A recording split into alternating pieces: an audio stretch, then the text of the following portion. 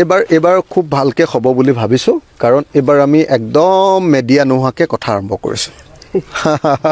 নহ'লে মিডিয়াত কথাটো মানে কি হয় মিটিংবিলাকত মানে সেই মিডিয়াখিনি ৰৈ থাকে এই 2 ঘণ্টাৰ ইমান দেৰি মিডিয়া ৰৈ আছে হাল্লা লাগি থাকে ইমান দেৰি একো এটা কোৱা নাই ভিতৰত সোমাবলৈ দিয়া নাই এনেকৈ হুলস্থুল কৰি থাকে গতিকে কথা কম হয় মিডিয়াৰ কাৰণে মানে প্ৰস্তাৱটো সোনকালে হয় সেইকাৰণে কি হয় আৰু আপোনালোকে এইটো আৰু ঢৌটোকে ৰৌটো কৰি দিয়া আৰু ৰৌটোকে ঢৌটো কৰি দিয়াটো আপোনালোকৰ নিয়ম আছেই ন সংবাদ মাধ্যমৰ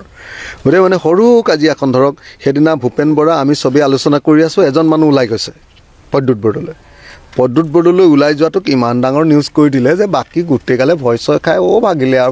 ভাগিলে প্ৰচাৰ কৰি দিলে তো এনেকুৱা হৈছে সেইকাৰণে একদম নিশ্চিন্ত থাকক মই কথা দিছোঁ আমাৰ পিনৰ পৰা যে আমি বিৰোধী পক্ষৰ সকলো ৰাজনৈতিক দলে ঐক্যমঞ্চত উপনীত হ'ম কংগ্ৰেছ ৰাইজৰ দল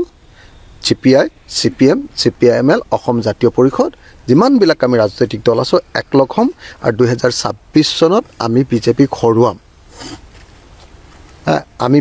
হৰুৱাম আপোনালোকে চাই থাকক অসমৰ মানুহে বিজেপিক বিতাই দিবৰ কাৰণে এবাৰ সাজু হৈ ৰৈ আছে